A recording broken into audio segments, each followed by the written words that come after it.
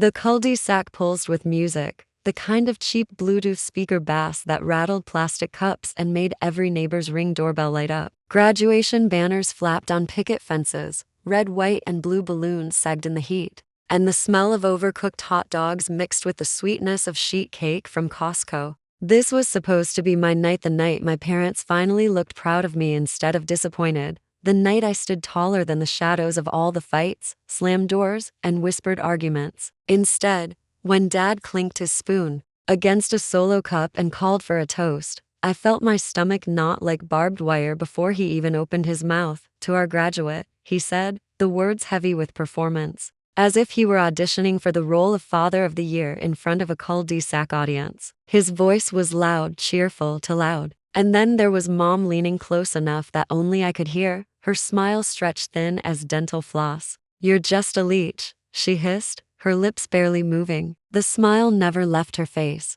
but her words sliced clean. "Time to let go." She pressed the cup into my hand, her nails painted the same pale pink they'd always been, but for the first time I noticed how sharp they were, how they pinched my skin like talons. The lemonade inside fizzed oddly, a faint chemical tang rising against the citrus. I told myself I was imagining it, told myself she couldn't possibly mean what she said. And then I took a sip, a bitter spark hit my tongue, so faint most people would dismiss it as sour mix or cheap vodka smuggled into the cooler by some uncle. But I knew better. I had grown up around these people, my parents, their lies, their whispered arguments about money and the college fund that just evaporated. I knew when something was wrong. The sip didn't knock me out, but it told me the truth. Something was in that drink, and it wasn't sugar. Around us, the neighbors clapped and cheered. Mrs. Thompson from 2 houses down shouted, "We're so proud of you, sweetheart," while her husband kept his phone up, recording for Facebook. Kids splashed in the inflatable pool, teenagers snuck beers behind the garage, and everyone smiled like this was the perfect American suburb moment. No one noticed the way my hand trembled. No one noticed how my eyes darted from my cup to the identical one Dad was holding. I coughed, forcing a laugh, forcing air into my lungs as the burn slid down my throat. Mom's eyes flicked to me, studying, calculating. And in that moment, I understood. They weren't bluffing. They weren't playing. This was no empty threat, whispered in a fight. They had decided my life was worth more to them gone than alive. So I set my cup down right next to Dad's, my fingers brushing his for half a second. The decision happened faster than thought, faster than fear. I switched them, my cup for his, seamless, as the applause roared louder. The neighborhood clapped for me, but I wasn't smiling anymore. The air shifted. Sirens were a rumor in the distance, faint at first, like thunder that hadn't decided yet whether it would roll this way.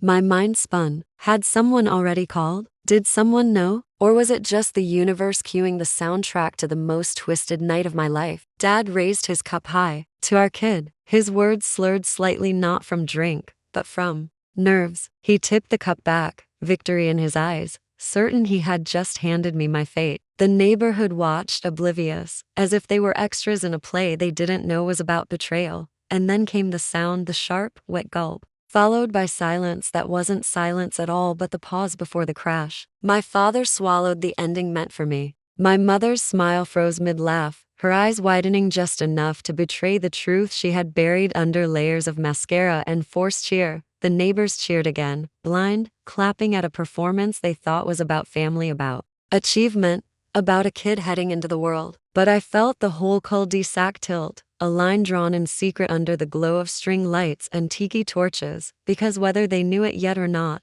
the neighborhood had already chosen sides, and me? I wasn't just the graduate anymore. I was the survivor. Dad staggered, his body jerking, not like a man tripping, but like the film of our party had been spliced mid-reel, edited into a different story without warning. The cup slipped in his hand, splashing lemonade across the grass as his knees bent, not quite falling but not steady either. A hush cut through the backyard, sharp enough to slice the music mid-beat. For a moment, every neighbor froze, their grins faltering as if someone had changed the script. Mom's smile cracked first, the mask she'd worn for the cameras collapsing into something raw, jagged, and terrified. She grabbed my arm, nails biting through my sleeve, and hissed with venom she couldn't disguise this time. "What did you do?" Her whisper was a shriek only I could hear, and it carried the kind of fear you never expect to see in a parent's eyes. I looked at her, my own heart beat a drum against my ribs, and said evenly, "What you taught me."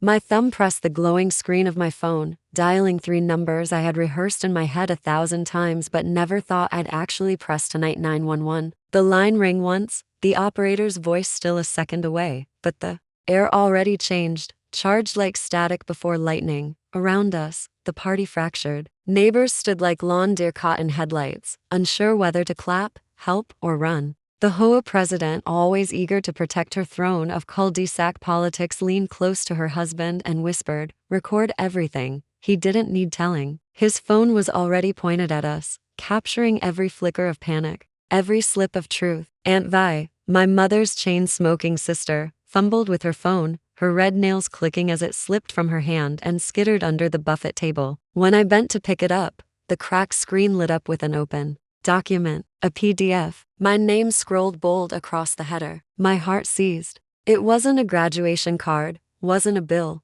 wasn't family trivia. It was a life insurance policy. My life, my name, my signature forged in loops and curls I'd never made in my life. The numbers at the bottom glared like neon signs, a payout so large it felt like a death sentence disguised as money. Before I could speak, heavy boots pounded the driveway. Officers, the first responders drawn by the call I hadn't even finished making. The blue and red strobes spilled across the lawn like blood on the 4th of July. The music cut abruptly, silenced by the paramedics hauling in their kits, their voices clipped and urgent. "Who's the victim?" one barked, scanning the scene. Dad wheezed, upright but gray, his lips trembling around words he couldn't push out. Mom lunged for my wrist, squeezing so tight it hurt. Her eyes darted to the cameras, the neighbors, the cops closing in. "Say it was a prank," she hissed, her desperation so sharp I could smell it. "Tell them it was just a stupid prank." But I shook my head slowly, calmly, as if I had been preparing for this moment my entire life. From under the cupcake stand,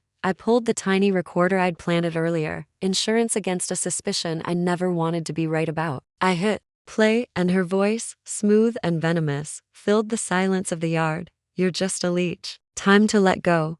Gasps rippled through the crowd. Neighbors exchanged looks that could cut steel. Phones lifted higher, capturing every word, every second. Mom's face drained of color, her mask shattered beyond repair. Dad's chest heaved, each breath a war, while the paramedics crowded around him, inserting 4 lines, checking vitals, calling out numbers I didn't understand but knew weren't good. "Who handled the drinks?" a paramedic demanded, his voice sharp with urgency. For a beat, everyone hesitated, and then the finger-pointing began. Mrs. Thompson swore she only brought potato salad. Mr. Keene claimed he never touched the cooler. The teenagers swore they didn't spike anything this time. And then, like dominoes tipping in slow motion, every finger turned towards someone else. The crowd fractured, guilt spraying in every direction. But I didn't point at any of them. My hand rose steady, my finger landing on the truth everyone had ignored until now. The blinking constellation of doorbell cameras up and down the street, recording every twitch, every pore, every whisper. "The cameras know," I said, my voice louder than I meant, steadier than I felt. "And they don't lie." Mom's jaw clenched. She leaned close again, too close, her breath hot against my ear as the officers edged forward. "If I go down," she whispered, her words a dagger I knew she meant to twist, "I take your brother with me. Ask him where the college fund went." I froze, my veins flooding ice as the words hit. Behind me, my brother stood pale as the moon, clutching his own solo cup like it was the last safe thing in the world. His face betrayed him before he spoke, the way his eyes darted, the twitch of his mouth, the tremor in his hands. The truth Mom had buried wasn't just about me, it was about him too. And in that single heartbeat, I understood. Tonight wasn't only about survival. It was about unraveling every lie, every secret, every betrayal that had rotted this family from the inside out. The sirens outside swelled louder, neighbors' phones still rolling, the cul-de-sac no longer a celebration but a courtroom under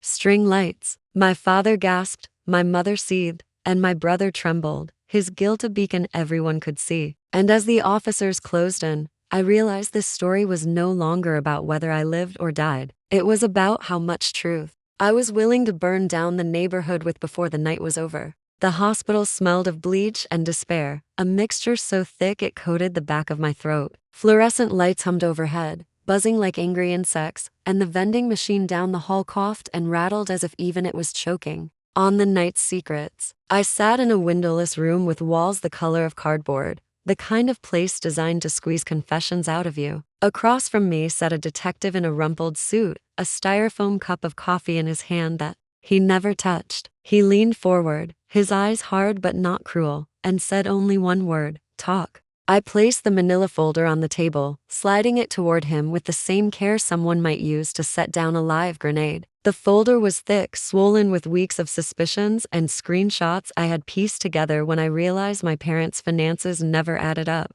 I had thought maybe it was gambling, maybe some hidden loan shark, maybe just bad luck. But when I'd started really digging, I found the trail. The detective opened the folder, his brows rising as his fingers spread the papers across the table. Venmo transactions disguised as PTA raffle payments, round numbers sent to accounts that had nothing to do with bake sales or booster clubs. Money siphoned in chunks, always just enough to avoid attention, always masked with cheerful emojis and innocent labels, and then my signature that wasn't mine. A bank form with my name scrawled across it in a handwriting so close to mine it made my stomach lurch. At first glance, it was flawless, but I knew myself. I knew the tiny slant of my T's, the hook in my Y's, the clean way I ended my R's. On this document, the R looped upward, fancy, deliberate, something I had never done in my life. Whoever forged it had studied me, practiced me, become me on paper.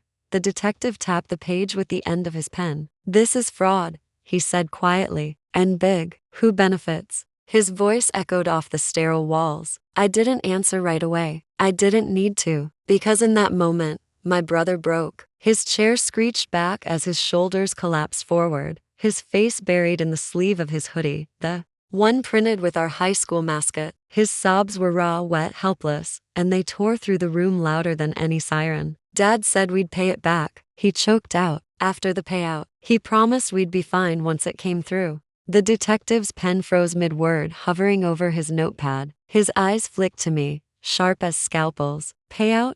The word was a guillotine hanging in the air. My mother, seated stiff in the corner, finally exhaled. It was a laugh without joy, a sound like glass cracking underfoot. She leaned forward, her face pale but her eyes blazing, and said, "Do you really want your donor to know what you are?" The room collapsed inward. The air vanished. My ears rang. "Donor?" I asked, my voice scraping out of my throat. Her lips curled in a smile so cold it felt like winter in July. "I'm not your mother," she said, her tone as casual as if she were reading a grocery list. "We took you in, we saved you, and you never paid us back."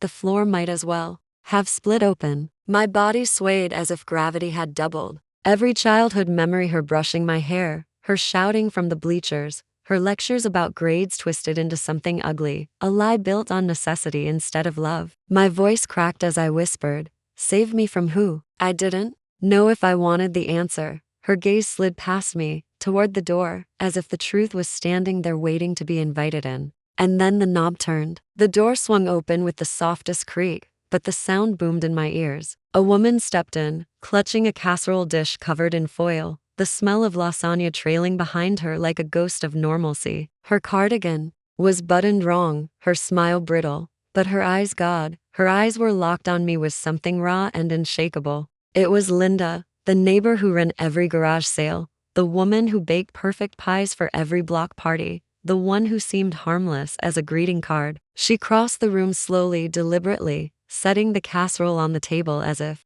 this were some twisted dinner party. And then, leaning down so close I could feel her breath, she whispered, from me. The words detonated inside my chest. The room tilted again. The detective straightened, his eyes darting between us, sensing the earthquake about to crack the floor open. My mother's jaw clenched so tight the veins in her neck pulsed. My brother lifted his tear-stained face, confusion painting him pale. And me? I couldn't breathe. The walls pressed closer, the fluorescents buzzed louder. The smell of lasagna soured in the air, from me, not just a neighbor, Not just Linda from across the street. Not just the woman who smiled over fences and handed out flyers for lost cats. But something else. Something more. Something mine. And just like that, I realized the poison wasn't the only secret served at my graduation party. The conference room was as cold as a morgue, the kind of manufactured chill that seeps into your skin and makes even the strongest people fold. The windows stretched across one wall, framing the city skyline like a glossy postcard, but it only mocked me with promises that never come true. Skyscrapers gleamed, traffic pulsed, life went on as if my world hadn't been ripped apart, as if I wasn't sitting at the center of a nightmare built from secrets and betrayal. Across the table, Linda placed her casserole dish carefully in front of her, as if this were some PTA meeting instead of the aftermath of attempted murder. She smoothed her cardigan, cleared her throat, and in a voice soft but steady said, "I was 19. I lost you in paperwork and panic. They promised you a life. They promised me silence." The words didn't fit in my ears at first. My brain fought them, twisted them, tried to spit them out like poison. But her eyes held steady, and when she rolled up her sleeve, I saw it. A faint, uneven birthmark on her arm, an echo of the same shape on mine, the one my parents used to tell me was a unique freckle. She slid a photo across the table, her hand trembling. It showed a hospital wristband torn in half, one piece stamped with my birthday, the other stamped with her name. My chest caved in as if someone had vacuumed the air out of the room. The detective leaned forward, watching me carefully, his expression unreadable. My eyes darted to the woman I had called Mom all my life, the woman whose whisper still rang in my ears, "You're just a leech." She refused to meet my gaze. Her eyes flicked toward the exit, as though she could still escape the truth unraveling around her. Every second she didn't deny it, every twitch of her jaw was a confession. Linda's voice softened, shifting into something coaxing, almost hypnotic, the kind of tone that made people sign papers, confess secrets, or surrender. "They were going to cash you out," she said, her words trembling but clear. "Tonight, I warned you because I won't lose you twice." Her eyes glistened with tears that didn't fall, her hands clutching the photo like it was a lifeline.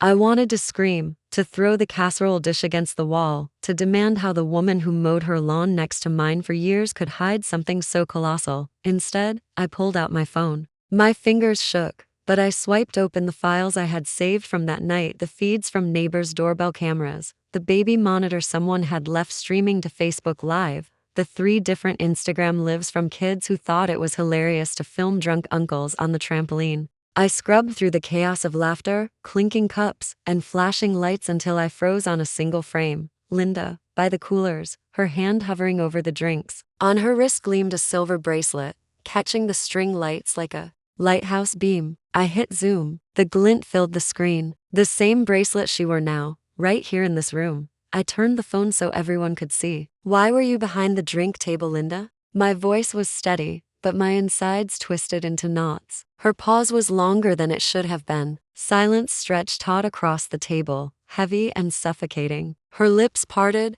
closed, parted again. Finally, she blinked, her lashes wet, but no tears falling, and said, "I had to make sure it looked like them." The words landed like a bomb. The detective sat back slowly, his face tightening, calculating. My stomach dropped. "Looked like them?" I repeated, my voice louder, now sharper, the room vibrating with the accusation. Linda's hands clenched together, her knuckles white. "You don't understand," she whispered. "They were already planning it. They always were. I had to make sure you would believe me when I told you the truth. If it looked like they're doing, you'd finally see them for what they are." The betrayal cut deeper than I thought possible. Not only had the people I trusted as parents tried to poison me, but the woman who claimed to be my real mother had played her own twisted game, willing to put me at risk just to stage her revelation. My hands trembled so violently I had to press them flat against the table. The detective's phone buzzed, slicing the tension. He glanced at the screen, his eyes narrowing as he read the message. His jaw locked tight, the muscle ticking as though he were holding back an explosion. He stood abruptly, holding the phone like evidence. "Lab results," he announced, his voice flat, dangerous. The room seemed to shrink as he read. 2 different adulterants in the drinks. 2 different chemical signatures. Which means, he let the silence hang, forcing every word to echo like a gunshot. 2 different hands. The air collapsed into chaos. My so-called parents erupted in protests, overlapping, desperate. Linda gasped, clutching her cardigan as if it could shield her. My brother's face went white, the blood draining so fast I thought he might faint. And me? I sat frozen in the storm, my entire existence unspooling, realizing I wasn't just the victim of one betrayal but the pawn in a war I hadn't even known existed. Everyone at that table had tried to write my ending. Everyone had dipped their hands in poison, and the terrifying truth settled over me like a noose. There were still more secrets buried in this neighborhood, and every single one of them wanted me dead before they surfaced. Court day. Rain drilled the courthouse steps like nails. Half the town, in the gallery, pretending they were there for jury duty. Prosecutor, defense, cameras, cousins who never call. The judge asked for quiet and got appetite instead. They played the footage. Mom's whisper, Dad's cup, Linda's bracelet at the coolers. A knot of crimes tied with a graduation ribbon. Mom broke first again. We were drowning. She nodded at Dad. He bought a boat. We thought you thought I was a lottery ticket, I said. Linda stood. I thought I could fix a 19-year-old mistake with a 30-second pour. Every head tilted like sunflowers toward a storm. The detective rose, last card in his deck. Final exhibit, probate. He set down a folder thick as a Bible. Inside, a trust opened the day I was born. Not from Linda, not from Mom, from a man. Dad defrauded into the grave. The trust matured last week on graduation. Payable only if I live to claim it. Payable only to me. The gallery inhaled as one organism. Every adult in my life had tried to steal the same heartbeat. The judge spoke. Like an earthquake through steel. On the charges of attempted murder, she looked at both women. Guilty.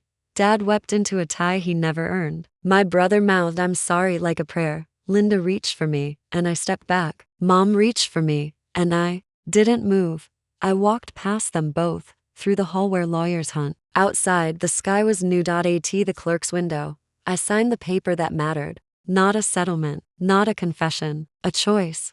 What name? The clerk asked. The one nobody gave me, I said. The one I own. Behind me, the sirens faded. Ahead, the street was ordinary. Mailboxes, sprinklers, a flag that needed ironing. I turned my phone to video, pointed it at my face, and told the whole cul-de-sac the truth. Last line, last twist, last breath. They tried to write my ending at my own party. So I wrote theirs and then I wrote my name.